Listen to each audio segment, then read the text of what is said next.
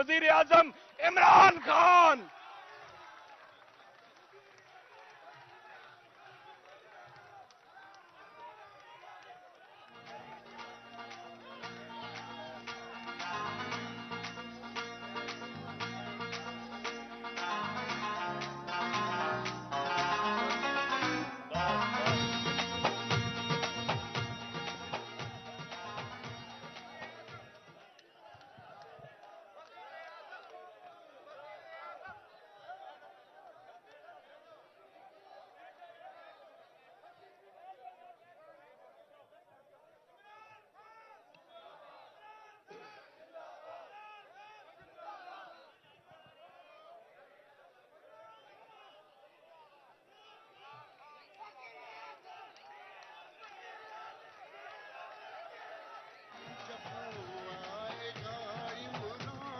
सबकी जान बढ़ेगी, सितों की शान बनेगा नया पाकिस्तान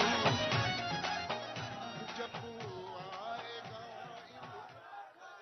बिस्मिल्लाहिर्रहमानिर्रहीम। इय्याका नअबुदु व इय्याका नस्तईन। अल्लाह, तेरी इबादत करते हैं और सिर्फ तेरे से मदद मांगते हैं। ला इलाहा इल्लल्लाह, कोई नहीं है खुदा अल्लाह के सिवा। हम सिर्फ एक अल्लाह के सामने झुकते हैं। ना मैं किसी इंसान, ना किसी इदारे, किसी के सामने मैं ना जिंदगी में झुका हूं और इंशाल्लाह आपको भी कभी झुकने नहीं दूंगा।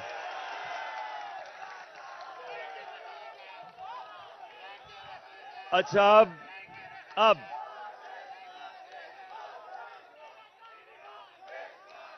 शुक्रिया।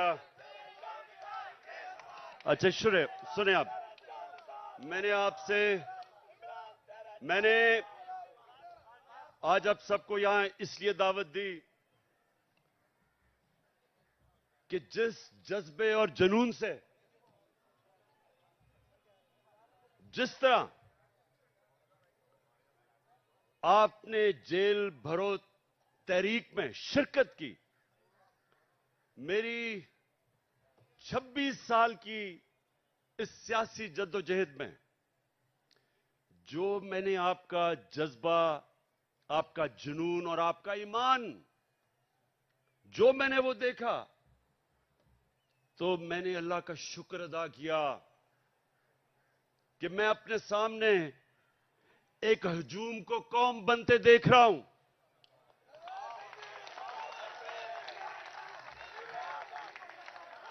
सुने थोड़ा मैं एक मिनट सुन।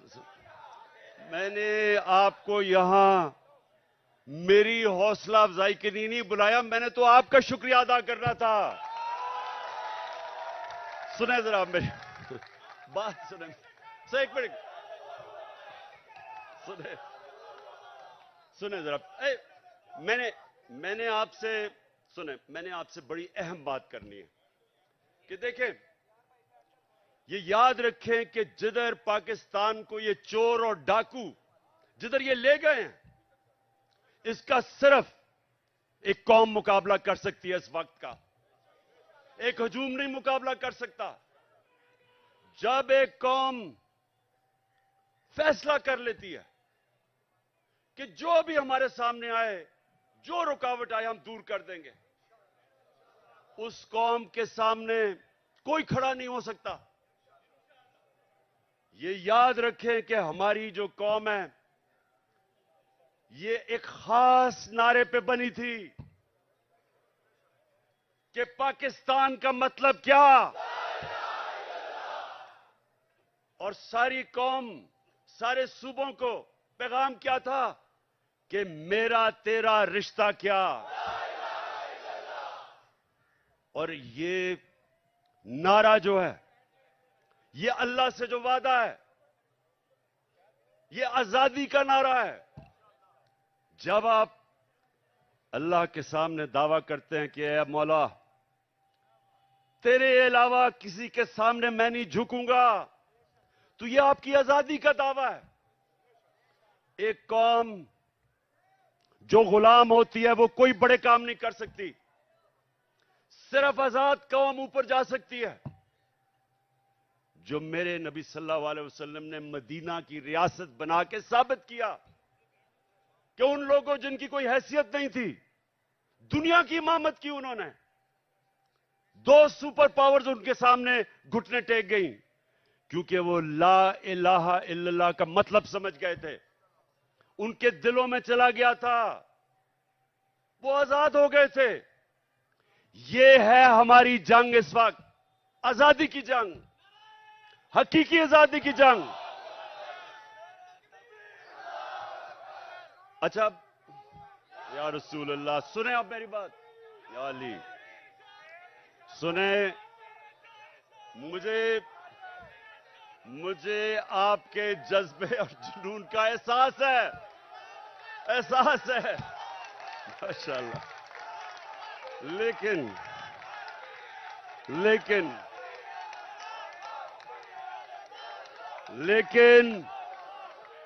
सुने जरा, सुने। अच्छा सुने बस, सुने बस। अच्छा, अब आज जो पाकिस्तान का बदतरीन वक्त है, माशत डूब गई है, तनख्वाहदार और गरीब पाकिस्तान की तारीख की सबसे ज्यादा महंगाई में पिस गया है। जिन लोगों ने इस मुल्क के ऊपर मुसल्लत होकर इसको तबाह किया, उनके पैसे बाहर पड़े हुए हैं। अरे बस बस बस बस बस, सुनो जरा। इतना आप जेल काट के आए हैं, मैं आपसे कुछ बातें करना चाहता हूं, आप बजाय बातें करने के नारे आपके खत्म नहीं हो रहे। सुने बड़ी बड़ी गौर से बात, मुझे आपके जुनून का पूरी तरह और जज्बे का अंदाजा है, लेकिन बस मैंने सुना है, मुझे सारी तुम्हारी जेल की खबरें आती रही हैं। जिस तरह मैं क्रिकेट मैच का स्कोर देख रहा था, उसी तरह आपके जेल के हालात देख रहा था। अच्छा, अब सुने जरा मेरी बात। देखें, आज हमारा मुल्क ये नीचे क्यों दुनिया के सामने जलील हो रहा है। वो क्राइम मिनिस्टर जाके पैसे मांगता फिर रहा है और लोग ठुकरा रहे हैं उसको। कोई पाकिस्तान का, आप अगर हिंदुस्तान की चैनल देखें तो जो पाकिस्तान को जलील किया जा रहा है, तो ये क्यों हुआ? अब जरा बड़ी गौर से बात सुने, मेरे जज्बा और जुनून वाले, मेरे जो टाइगर, जिस तरह आप जेलों में होके आए हैं, मेरी गौर से बात सुने। देखें, अल्लाह का हुक्म है, अमर बिल मारूफ व नही अनिल मुनकर। क्या मतलब है उसका? हुक्म है अल्लाह को एक कौम को कि तुमने राय हक पे खड़ा होना है, सच पे खड़ा होना है, अच्छाई के साथ खड़ा होना है और बुराई और जुल्म का मुकाबला करना है, जिहाद करनी है। यह हुक्म है अल्लाह का। आज अगर पाकिस्तान का आपने ये हाल देखना है, जो हम नीचे, कभी भी पाकिस्तान इतना नीचे नहीं गिरा जो आज है, तो उसकी जरा वजह सुन लो। प्राइम मिनिस्टर 16 अरब रुपए का एफआईए का केस की चोरी में सजा होने लगी थी। 8 अरब नैब के अंदर सजा होने लगी थी, जबकि जनरल बाजवा ने इसको बचा के प्राइम मिनिस्टर बनाया। इंटीरियर मिनिस्टर किसी से फैसलाबाद में पूछ लें कि इससे बड़ा बदमाश फैसलाबाद का है ही नहीं। कोई जुर्म नहीं है जो इसने नहीं किया, अपना खुद कहता है।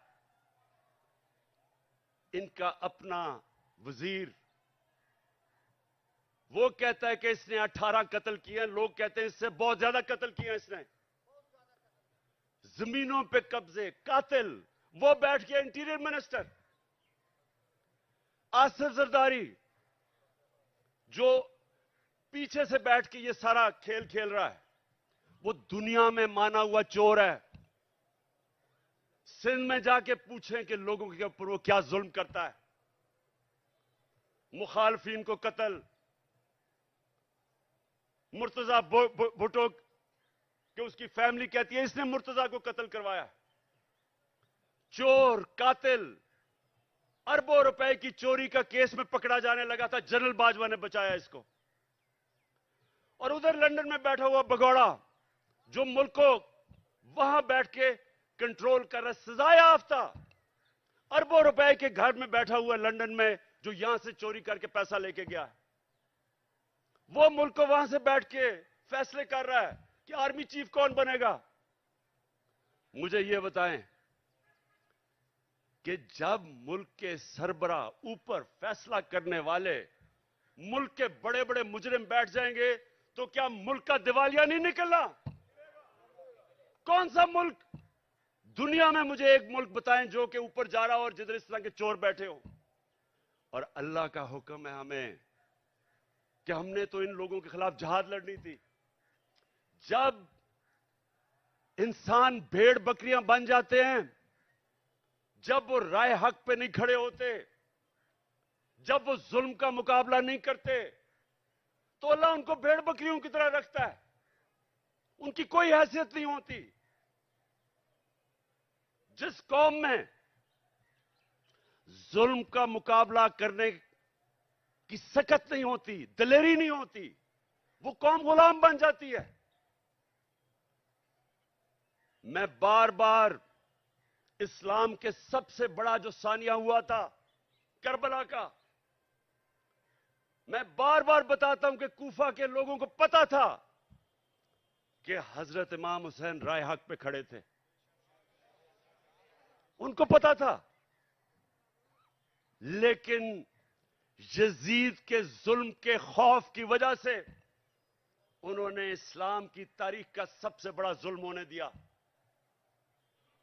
ये जो खौफ का बुत है, ये इंसान को गुलाम बनाता है। इसकी पूजा करोगे, गुलाम भी होगे, जलील भी होगे। आज सारी दुनिया में पाकिस्तान जलील हो रहा है, भिखारियों की तरह कर्जे मांग रहे, कोई नहीं दे रहा, क्योंकि चोर ऊपर बैठे हुए हैं। वो क्यों नहीं दे रहे पैसे? नंबर वन, उन सारी बाहर की दुनिया के लोगों को पता है कि ये जो ऊपर बैठे हुए हैं ये सबसे बड़े डाकू हैं, इनके पैसा बाहर पड़ा है। मैं जब प्राइम मिनिस्टर था तो जब दूसरे मुल्क का प्राइम मिनिस्टर मुझे मिलने आता था तो मेरा जो फॉरेन ऑफिस है वो मुझे पूरी तफसील देता था, किधर पड़ा है, माजी में इसने क्या किया, इसकी रेपुटेशन क्या है, एक एक चीज मुझे पता होती थी जब वो मुझे मिलने आता था।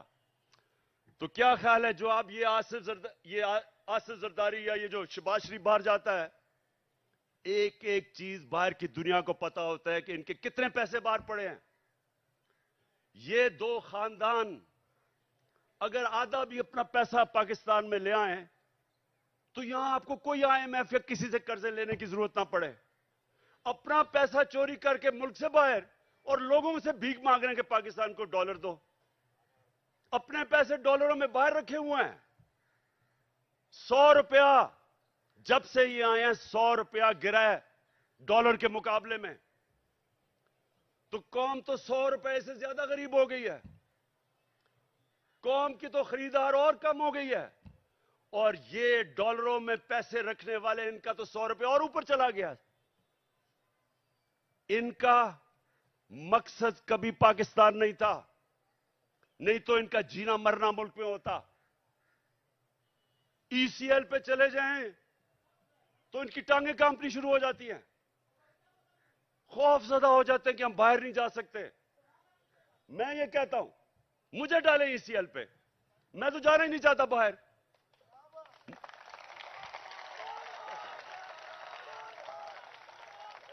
सुने सुने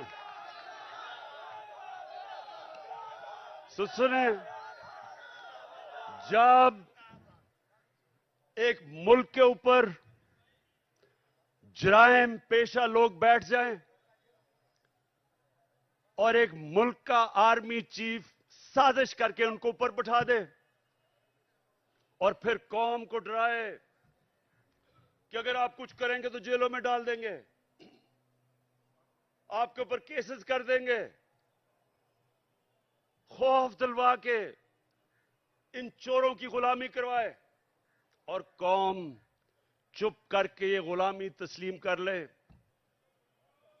वो मौलाना रूमी ने जो कहा था, उनसे पूछा कि कौम कैसे मरती है।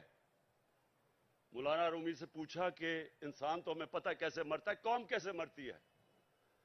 मौलाना रूमी ने कहा, जब एक कौम अच्छे और बुरे की तमीज खत्म करती है, कौम मर जाती है। ये हमारी मौत है। ये सुन लो पाकिस्तानियों, ये मौत है। ये चोर जो ऊपर बैठे हुए हैं आपके सामने, इनके ऊपर जो केसेस हुए हैं, केसेस इमरान खान ने नहीं बनाए। इनके केसेस, इनकी जब हुकूमतें थी 10 साल में, तब के केसेस बने हुए हैं। ये सागदार नून लीग की हुकूमत में बाहर भागा था। नवाज शरीफ के 2 बेटे नून लीग की हुकूमत में बाहर भागे थे। मैंने केसेस नहीं बनाए थे। मरियम जो पकड़ी गई पनामा के अंदर, वो तो इंटरनेशनल इंकशाफ हुआ था, जिधर पता चला कि अरबों रुपए के 4 मेफेयर के लंदन के सबसे अमीर महंगे इलाके में इसके नाम पे निकले और इसके भाई ने टीवी पे जाके तस्लीम किया कि अल्हम्दुलिल्लाह ये मरियम नवाज के फ्लैट है। आज तक एक रसीद नहीं बता सके कि पैसा किधर से आया है, क्योंकि चोरी का पैसा था। वो फिर रही है जिस तरह के कोई मलका एलिजाबेथ फिर रही है पाकिस्तान में, हर जगह कभी एक तक। और ये जुल्म देखें, उसको पूरा तरह पुलिस का प्रोटोकॉल, पंजाब की हुकूमत टैक्स के पैसे के ऊपर उसकी मदद, उसके लिए ठहराना चलाना, जलसे करना। और जो साबिक वजीर आजम, एक कातलाना हमला हो चुका है, मुझे पता है कि इन्होंने किया। वो लोग जो आज सारे पावर में बैठे हैं,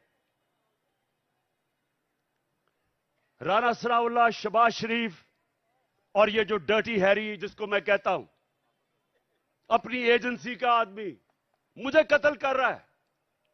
वो अभी भी इख्तिदार में बैठे हैं और मुझे अदालतों के चक्कर लगा रहे हैं, अदालतों में मुझे चक्कर लगा रहे हैं। जब मैं भी तुम्हारी बात करवाता हूं, अभी करवाता हूं, सुने वहां जाके अदालतों के अंदर कोई सिक्योरिटी नहीं, पता है कि जान को खतरा है। और फिर से ये 3 और इनके साथ 1-2 और भी मुलव्विस है, पता है कि वो मुझे रास्ते से हटाना चाहते हैं, कोई सिक्योरिटी नहीं है। और छोटे छोटे केसेस में कभी किसी अदालत में बुला लें, कभी किसी अदालत में, और इसको जो कि जमानत पे थी उसके लिए पुलिस प्रोटोकॉल हो रहा है। मैं सिर्फ कौम को यह बताना चाहता हूं कि इस निजाम को अगर हम कबूल कर गए, जो ये कोशिश कर रहे हैं डरा के धमका के, जिस तरह हम भेड़ बकरियां के हमें कबूल करवा लें, कोई आपके और आपके बच्चों का इस मुल्क में मुस्तकबिल नहीं है। इसलिए एक ही रास्ता है।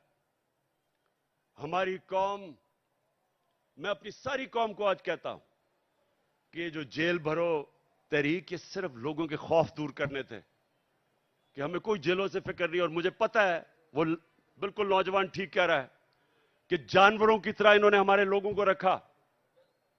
इन्होंने जान के ये साबित करने शुरू कि ये और डरेंगे, पीछे हट जाएंगे, जबकि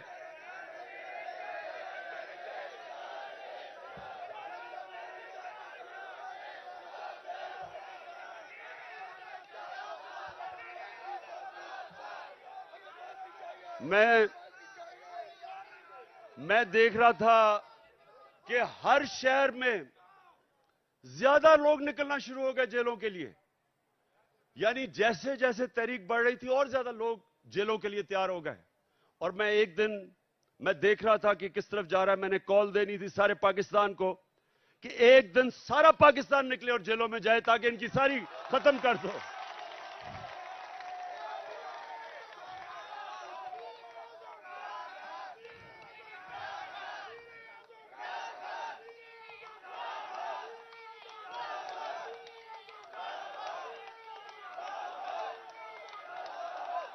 मैं चीफ जस्टिस को मैं सुप्रीम ठीक बस मैं अपने सुप्रीम कोर्ट के चीफ जस्टिस को आज मैं अपने वकीलों के जरिए खत भी लिख रहा हूं कि अगर जब पता है खुद इंटीरियर मिनिस्ट्री कह रही है कि इमरान खान की जान खतरे में है, मैं कह रहा हूं मेरी जान खतरे में है और मैं पहले 2 महीने पहले कह रहा था कि जान खतरे में, उसके बाद हमला हुआ मेरे पे।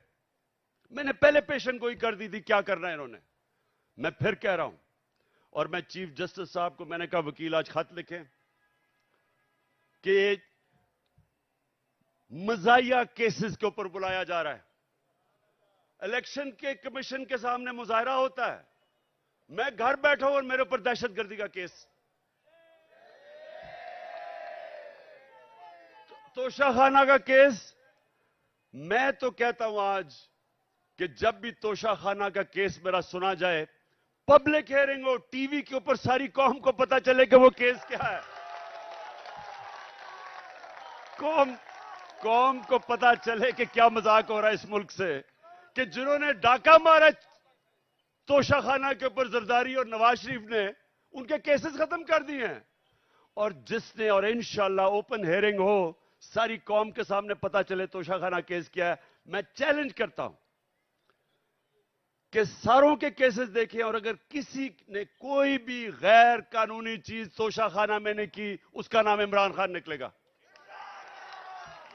और मैं चीफ जस्टिस को हम ये खत लिखेंगे मेरे वकीलों के जरिए कि जब पता है कि मेरी जान खतरे में है, लाहौर हाई कोर्ट गया और इस्लामाबाद गया, कोई सिक्योरिटी नहीं थी। और जबकि जिसने मुझे गोलियां मारी वो नवीद जो है, क्योंकि उसकी जान खतरे में है, उसको वीडियो कॉन्फ्रेंस के ऊपर उसे अदालत में वो बात करता है। तो ये तो ऐसा है कि जिन्होंने तहफ्फुज देना है, खतरा उन्हीं से ही है। जिसने, अब ये राना सनाउल्लाह जैसा गुंडा कभी ये किसी को तहफ्फुज दे सकता है क्या? ये शहबाज शरीफ जिसने शहबाज शरीफ जिसके ऊपर रिपोर्ट है कि पुलिस मुकाबले में इसने कितने लोग मरवाए हैं, आबिद बॉक्सर ने टीवी के ऊपर आके कहा कि मुझे यह हुक्म करता था लोगों को मारने के लिए। मॉडल टाउन में इन दोनों ने सबके सामने टीवी के ऊपर नहते लोगों के ऊपर गोलियां चला के 14 लोगों को कत्ल किया और 60-70 लोगों को गोलियां लगी। इन लोगों ने तहफ्फुज देना है। और ये जो डर्टी हैरी जिसको मैं कहता हूं, ये अपने इदारे को बदनाम कर रहा है। ये एक ऐसा आदमी है जो साइकोपैथ है, ये नॉर्मल आदमी नहीं है, ये हैवान है। जिस तरह का इसने आजम स्वाति से किया कि उसको नंगा करके जब तशद्दुद कर रहे थे तो रिकॉर्ड कर रहा था और सुन रहा था। ये वो आदमी है, बच्चों को पकड़ के, सोशल मीडिया के बच्चों को जो इससे किया, जो शहबाज गिल से किया है, उल्टा लटका के उससे जो किया है। इन्होंने सोशल मीडिया के लोगों के ऊपर जो जुल्म किया, सहाफियों से किया, जो अरशद शरीफ से किया, अब लोगों को पकड़ पकड़ के वो जो जावेद बेचारा चौकीदार, उसको उठा के ले गए, उसको नंगा किया, उल्टा लटकाया। एक तो ये साइकोपैथ, नंगा करने का इसको बड़ा शौक है, ये नॉर्मल नहीं है, इसका ज़हनी तवाजुन ठीक नहीं है। नंगा करके फिर उसको एक चरपाई के साथ बांधा, कुत्ते की तरह उसको जंजीर बांध के चरपाई के साथ 3 दिन बांधा। कौन करता है अपने लोगों से ऐसे? इदारे को ये बदनाम कर रहा है। और ये लोगों ने मेरी हिफाजत करनी है। खतरा ही इन लोगों से है। और इसलिए मैं चीफ जस्टिस को कह रहा हूं कि जब नवाज शरीफ जेल में था तो हमें हुक्म आया, मैं प्राइम मिनिस्टर था, कि अगर इसको जेल में कुछ हुआ तो आप जिम्मेदार हैं, हम जिम्मेदार हैं। तो मुझे तो खतरा ही उन लोगों से है। और मुझे कभी उधर जा रहा हूं, कभी किसी अदालत में, तो मैं आज चीफ जस्टिस साहब को इसके ऊपर लिखूंगा कि कौन जिम्मेदार है कि जब बार बार मुझे ये जाली केसेस पे बुला रहे हैं। और जब भी मेरा केस हो, और मैं चाहता हूं कि सारी कौम के सामने आए कि इमरान खान के ऊपर कौन से केसेस है, ताकि पता तो चले कि ये डाकुओं के अरबों रुपए के केसेस, हर किस्म का जुर्म किया है, वो माफ हो रहे हैं।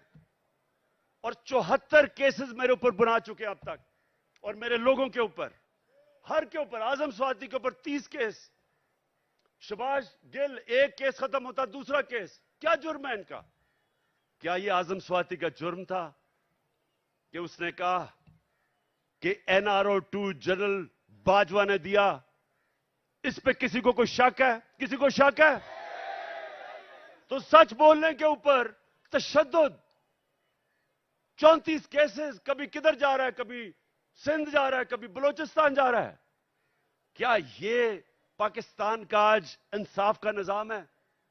और यही होना था जब चोरों को बाजवा ने ऊपर बैठा दिया, हमारे मुजरिमों को।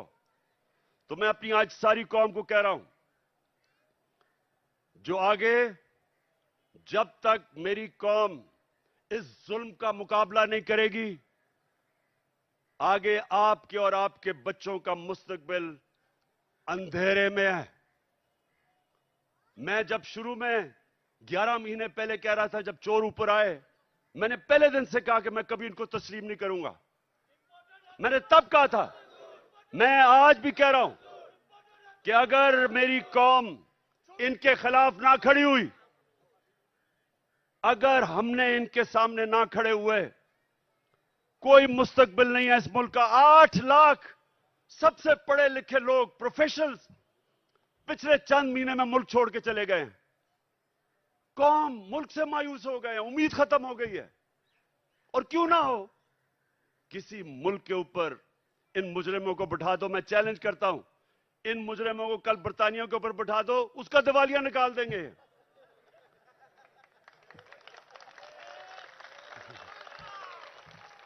मैं आखिर में सुने, मैं आप सबको खराज तहसीन पेश करता हूं। मैं आपके जज्बे और जुनून को सलाम करता हूं। और मैं आप सबको ये बताना चाहता हूं कि जितना हम सब आपको देख रहे थे जब आप जेलों में थे, जो आपको पकड़ रहे थे, आपने मेरी सारी पार्टी का सर फख्र से ऊपर कर दिया। बहुत बहुत शुक्रिया। नाए जरूरी ऐलान सुने। आप आज के बाद, खान साहब ने कहा है ये मेरा जांबाज स्क्वाड है, जांबाज स्क्वाड जिंदाबाद, जांबाज स्क्वाड। रात 10 बजे तक आपने बाहर रहना है और उसके बाद आप जाइएगा, इसलिए कि इंपोर्टेड हुकूमत इस वक्त चारों तरफ जो है पुलिस लेकर आ गई है और इसका अंदेशा है कि वो गिरफ्तारी करें। इसलिए रात 10 बजे तक आपने रहना है, फिर लाहौर के दोस्त आ जाएंगे। दूसरा, आपके लिए चाय का इंतजाम है।